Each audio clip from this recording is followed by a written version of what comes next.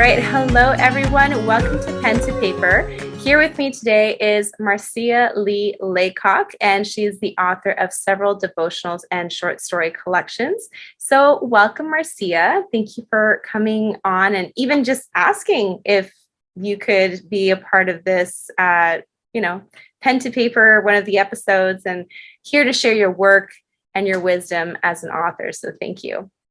Oh, you're welcome. It's really nice to be here with you, Leah. Yes. So why don't you tell us a little bit about yourself? Okay. Well, I want to say sort of a retired pastor's wife, but that sort of makes people think that I'm retired too, and I'm not really.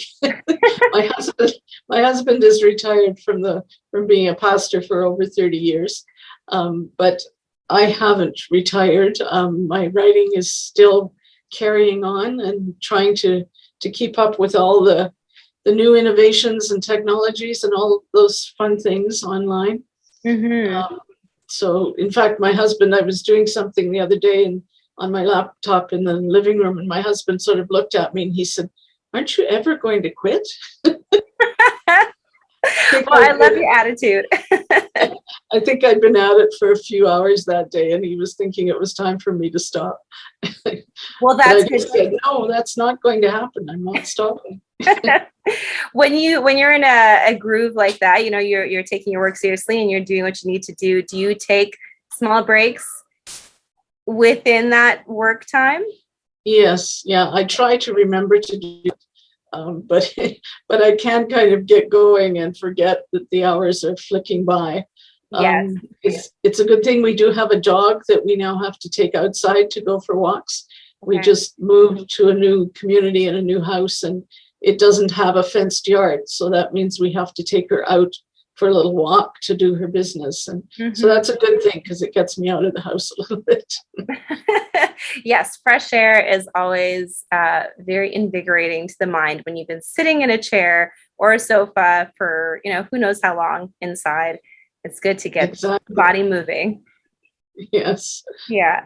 Well, that's great. And yes, I love your attitude about, even though you're a retired pastor's wife, that you're still working hard. I mean, I want to be you when I'm older. I want to still be writing till the day I die. I want to be doing this. That's the wonderful thing. Yeah, I think that's the wonderful thing about writing, that you can keep going until, you just can't do it anymore. That's right. And hopefully that's not for a little while yet. Yes. Great. So as I said, you are an author. You've done short story collections, you've done devotionals, but what was that spark that you decided, I'm going to be an author, or I'm interested in writing, so I'm going to start something? What was that for you? Was it a book that you read, circumstances in your life, or someone that just gave you that nudge that you needed? Well, it was kind of a combination of things. I have written since I was very young. My mom used to laugh and say that she thinks I was born with a pencil in my hand because I was always scribbling something or other. But I think probably a pivotal moment for me was when I was about 11 years old. My aunt gave me a copy of Lucy Maud Montgomery's book, Emily of New Moon. Okay. And at that point, I realized that, hey, you could actually call yourself a writer. And so I determined that at some point, that's what I was going to be. And then my teachers along the way, too. I had several wonderful teachers who really encouraged me a lot and kept me going when I sort of thought, why am I doing this? They would kind of encourage me to keep at it. And I've had many wonderful friends, writer friends and mentors in the writing community who have done the same over the years. So that's been really a tremendous thing for me. And it's something that I think about giving back now that I've been doing it for some time now. And I've been doing some teaching, writing courses and devotional courses and things. So I think it's really excellent that you can do that you can, come full circle and give back in the way that people have given to you. Yes, that's right. And are these writing courses that you offer, are they like in person when people come to an event and then you're there to offer that course, or is that online or?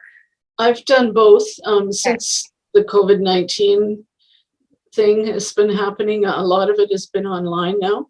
I taught for the Word Guild, which is based down in Ontario. Just a few months ago, they had their conference online, and I've taught for other people online as well. And I do my own, and through the Nest Builders and the Book Hatchery, we have some courses online there that people are able to jump in and take as well. Yes, that's great.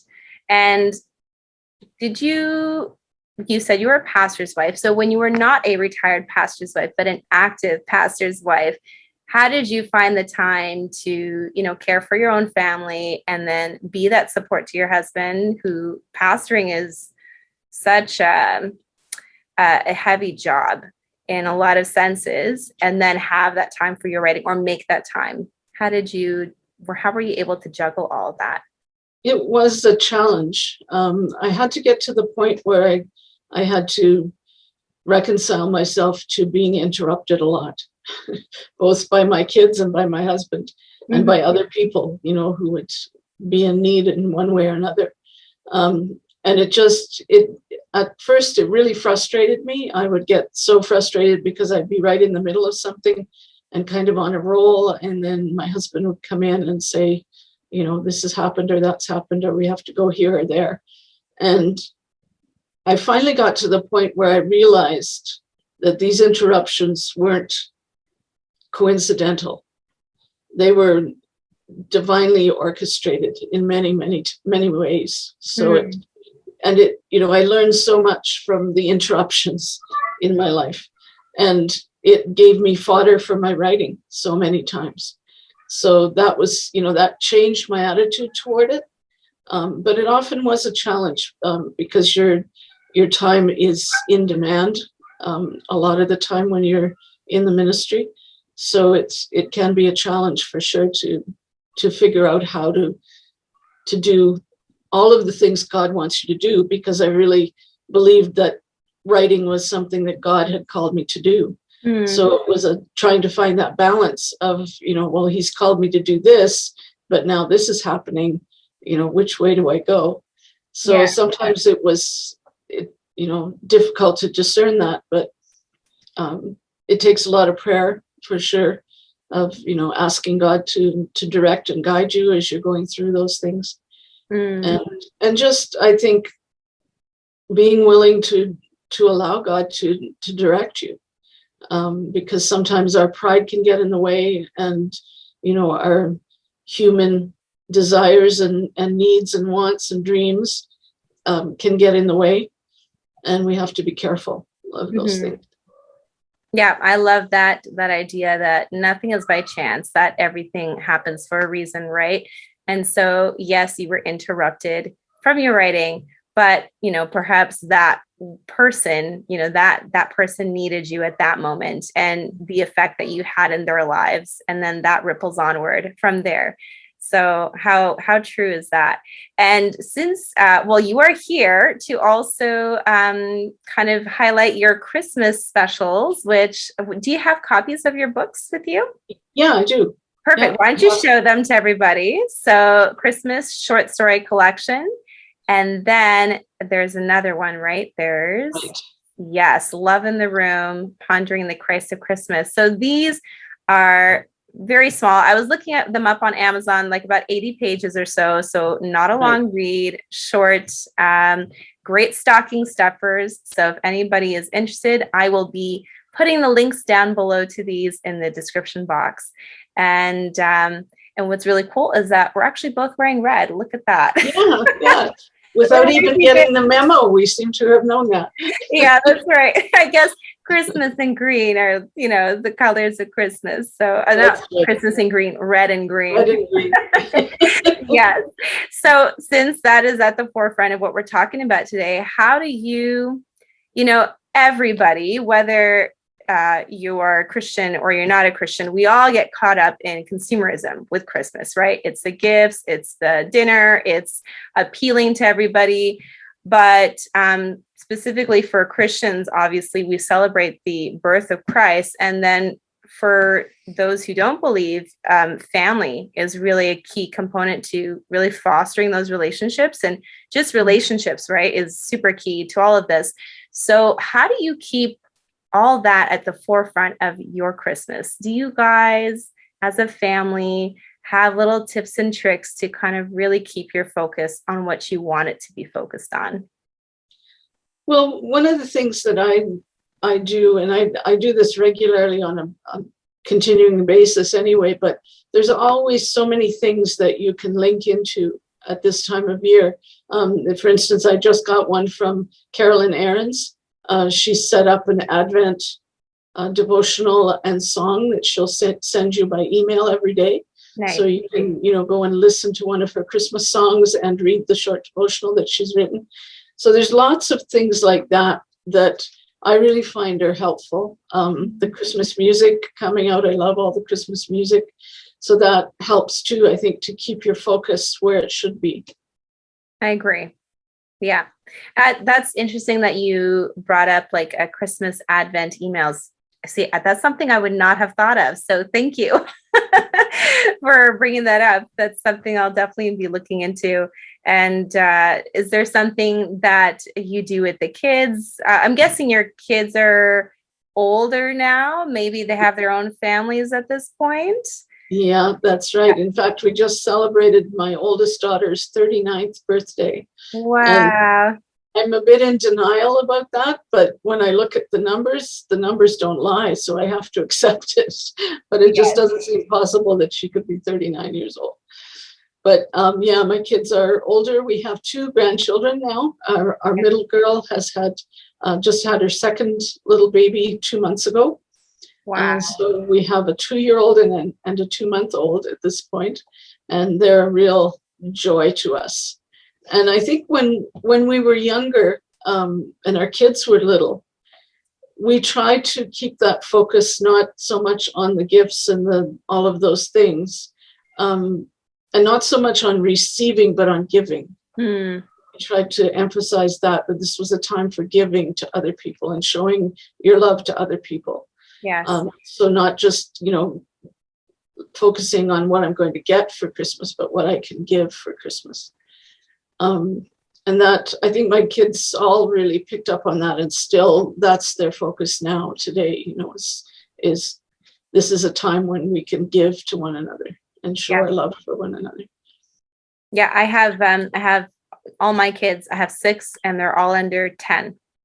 And there's a few of them that they keep talking about the gifts that they're going to get. And of course, they're very spoiled by my parents, their grandparents, every Christmas, right? It's not just like one gift. There's 2 or 3 gifts, plus the gifts that we give them. And so already they were asking like, oh, when are we getting our gifts? And so my husband, we were at the dinner table eating together, and he said, it's not about getting gifts. It's about giving.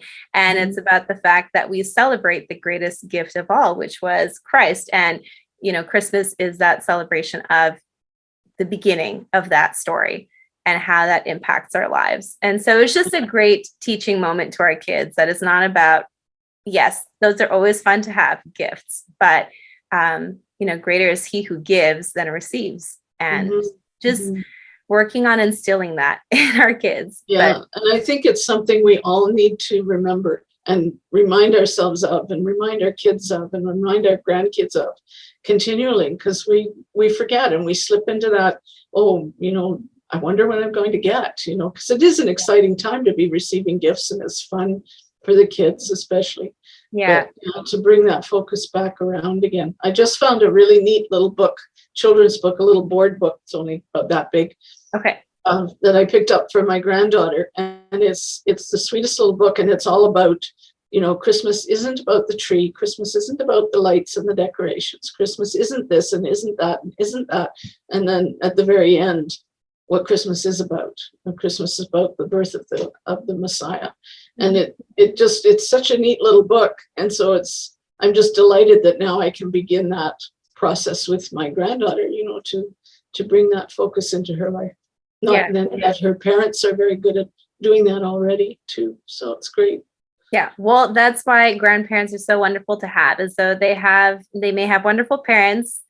It's, I can see the blessings of, really having grandparents that give that sense of community, right? It takes a village to raise children. And so you guys are an integral part of their lives in that way.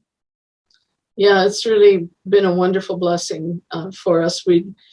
When my husband finally he actually retired, I think twice. He retired and then things didn't work out with the new fellow that came in. And so they called him back. And so it's been kind of a process of retiring. Wow. But we decided when that was happening that it would be a good time for us to leave that community that we'd lived in for 14, 15 years and move closer to the grandkids, because we were about 2.5 hours away from them. So we thought if we could get a little bit closer, even within an hour, half an hour from them, it would be better.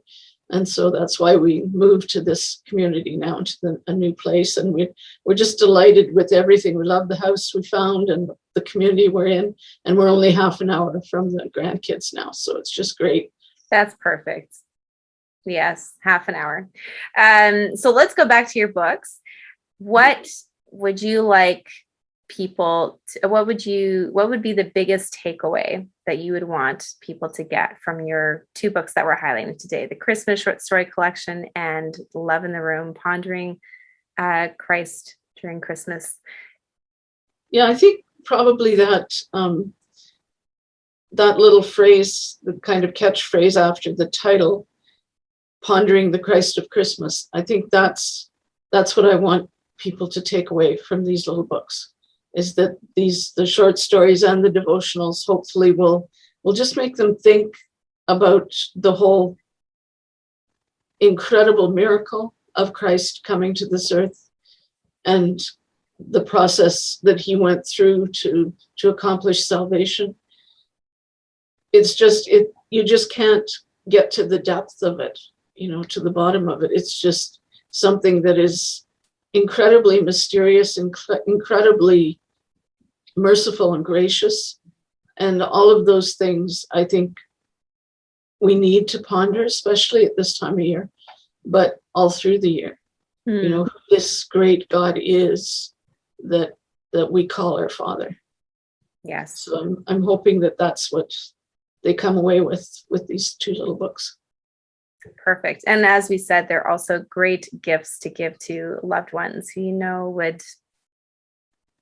would feel would benefit from these thoughts, Pondering Christ of Christmas.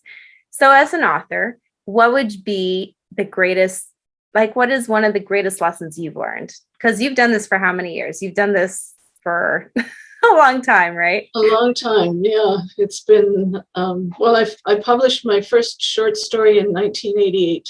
Okay. So that's a long time ago. Yes. So I think what was the question again? What was the greatest? What is one of the greatest lessons that you could share with, let's say, authors who are just starting out for the first time? And, they don't have as much experience as you do. What is the greatest lesson you can share, or one of them? I think just be consistent as you can be. And that's been a difficult thing for me, to be consistent with my blog posts and things that I'm doing online and all of the things I'm trying to do to market the books. I think that's a big thing, is to try and be consistent in all those things, and just be persevering and realize that this is a long game.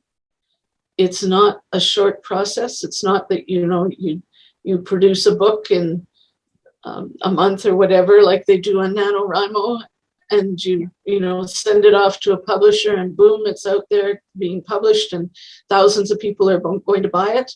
That just is a very, very, very rare thing to have happen. So it's a long game. It's a long process, and that one of the things that I've really appreciated about some of the marketing experts that I've talked with and watched online, some of them really emphasize that it's not about you, it's about your audience. Yeah. It's about your readers. And to get that focus off of you, that, you know, and it's so easy, I think, to slip into the attitude of wanting the fame and the fortune, all of those, you know, things, the notoriety, which really doesn't happen with authors very much. It's kind of Hold on a second. Hold on. My cat. Oh, is that your cat? Keats, and she's like, just doing that every night. So let me like throw her outside. I'll be right back. Okay. This has been crazy. Every night she does this, even in the middle of the night. And it's like, okay, so you were. I forgot what I was saying now. Oh dear. I knew that if I said something, but it was just getting so loud. I was like, nobody will be able to hear anything. Oh yes, you were talking about the fame and the notoriety and how it's easy to get sucked into that. Yeah, I have a little cartoon on my bulletin board here in my office that I often refer to because it reminds me of the reality of the writing life. But it's a cartoon of a fellow sitting over at the end of a desk with a big pile of books and a little sign saying, "Meet the author," and a lady over on the other side with a little basket with a puppy in it, and it says, "Meet the puppy."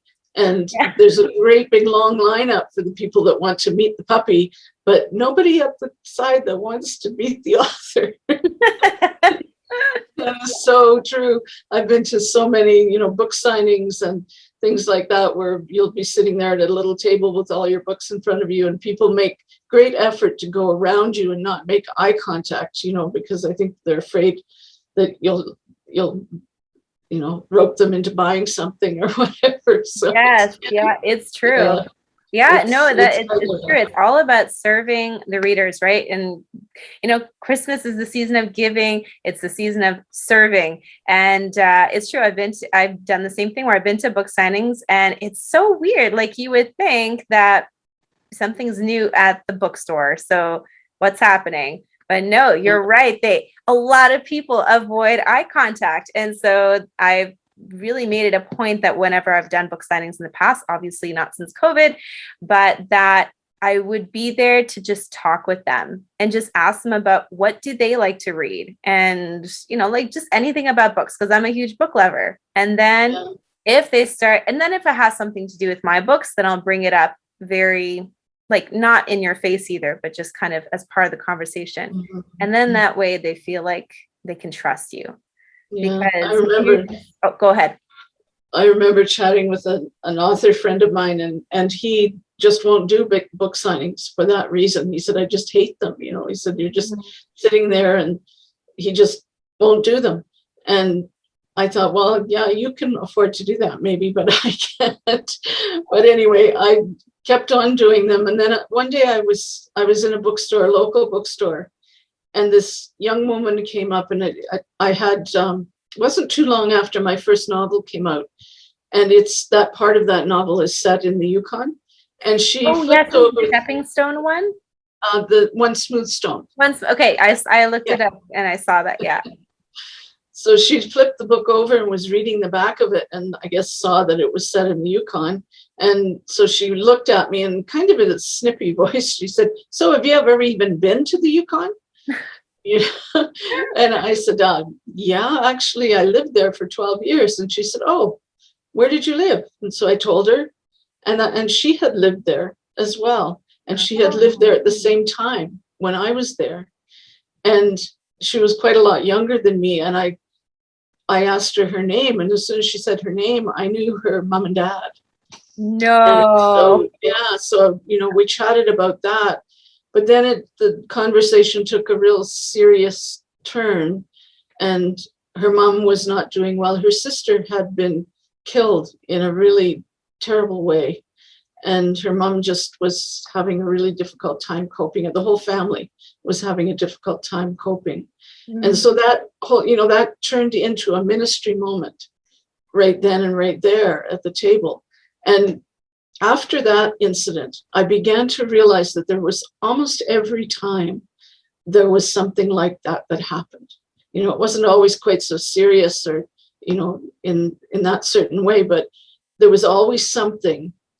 And as soon as it was happening, as soon as I was talking to that person, I'd realize, okay, this is why I'm here today. I might not sell a single book, but this is why I'm here today. Yeah. And so from then on, I always, anytime I'm asked to do anything like that now, I almost always say yes, because I know the Lord has those divine appointments arranged. Yeah. If we're open-minded and open-hearted and eager to just be open to whatever opportunities come our way, then and you never know when they're going to happen. That's right. We were working for a company. They're based in Saskatchewan. They distribute Christian books. So they called my position a rack jobber. Okay. I remember when this fellow called me up and he said, would you be interested in being a rack jobber? And I said, a what? It's just someone who goes around to all the stores. We mostly went into grocery stores and pharmacies and little shops and stocked the racks with all of these books. And they were all Christian books from Christian publishers of all kinds. And sometimes I'd be doing that and I'd get kind of grumbly, and sort of thinking, gee, here I am putting these books on the racks and none of my books are on these racks, I wish people would buy my books, and just, kind of getting frustrated about those things.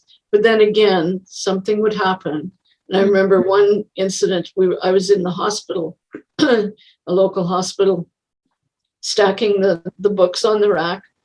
And this fellow came up. Oops, what's going on here? Something's. Oh, I still hear you. You're still good. Okay, can you see me? Yep, everything is still good. I don't know what's going on here, but this thing is doing funny things. But anyway, no. Okay, there we go. I'm back. Okay. But I was stocking the racks, and this little voice came from behind me, and there was a display case of floral arrangements behind me, and she said something about, do you know how much these are? And I didn't, because I didn't work in the shop. I was just there to put the books on the rack. And so I explained that to her, and she said, oh, okay. And she said, well, I don't really know what I want anyway. And she said, my friend is dying and I don't know what to get for her. Wow. And of course, I stopped doing what I was doing, and I turned around, and she was actually in a hospital gown and did not look well. And we got chatting, and it turned out that she was dying as well and was leaving behind a 6-year-old child. And, so the conversation got pretty deep and serious pretty quickly.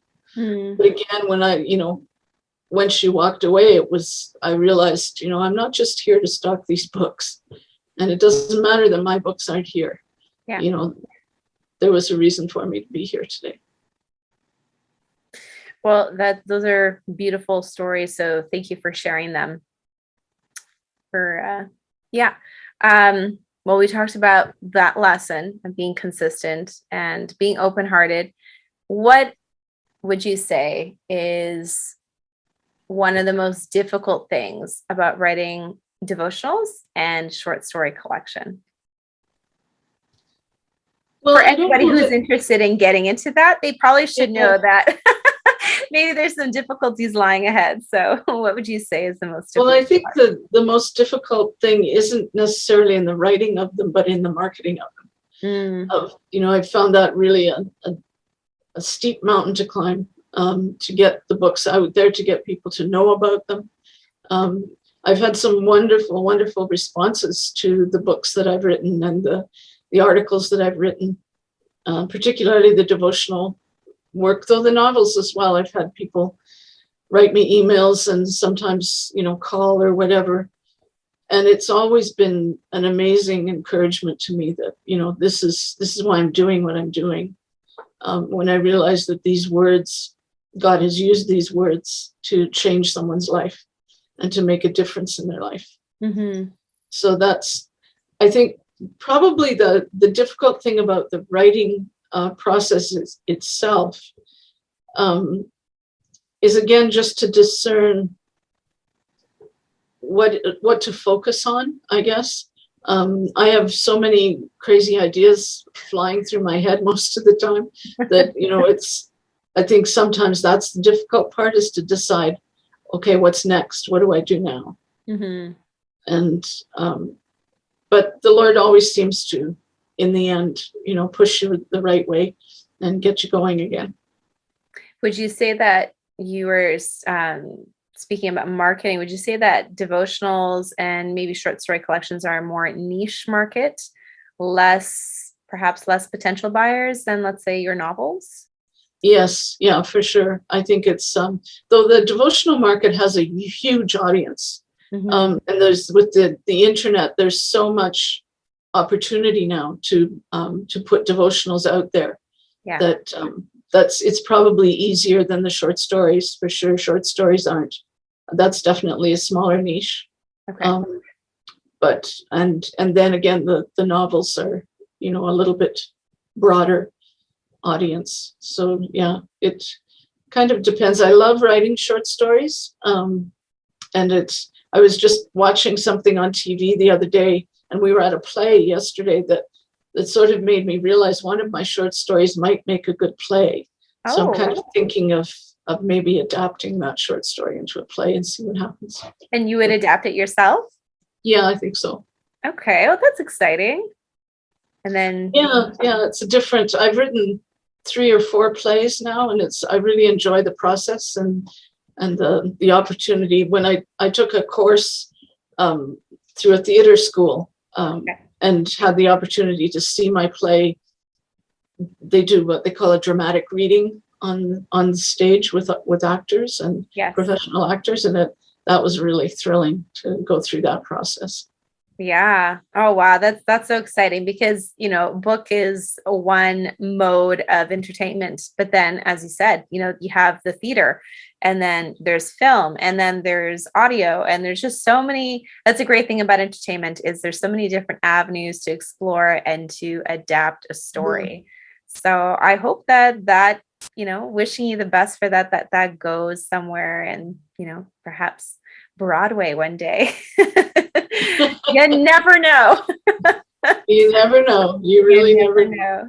Yeah.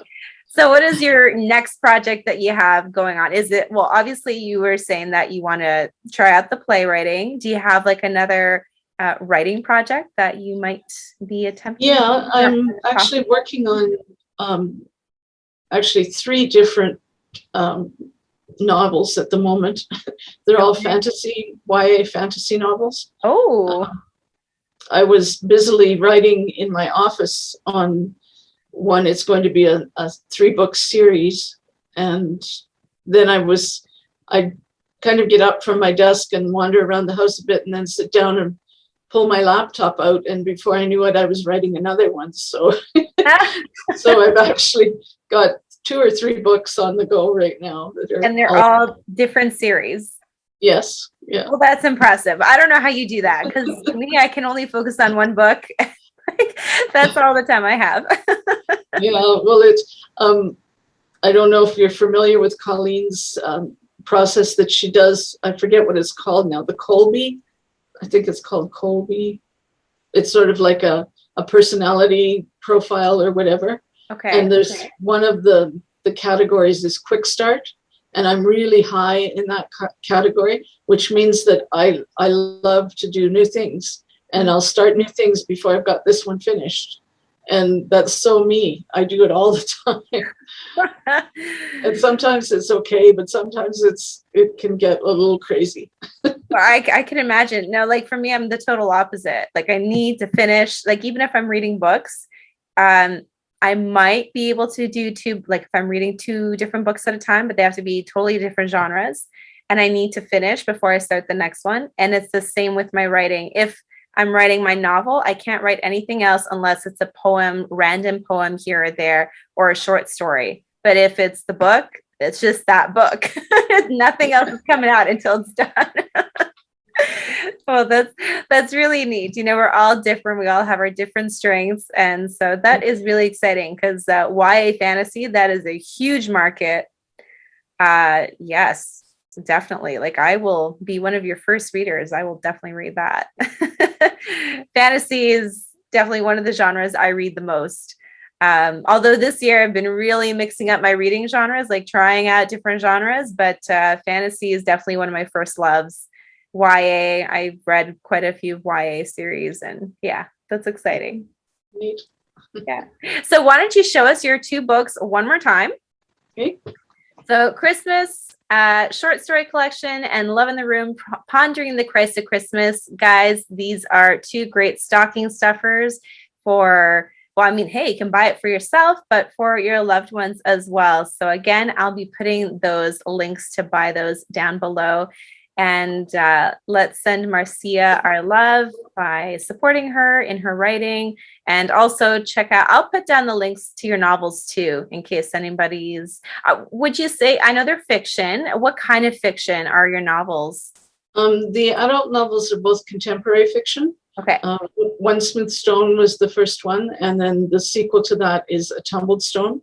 Okay. And hopefully at some point there will be a 3rd book, but that's going to be a little while before I get to it.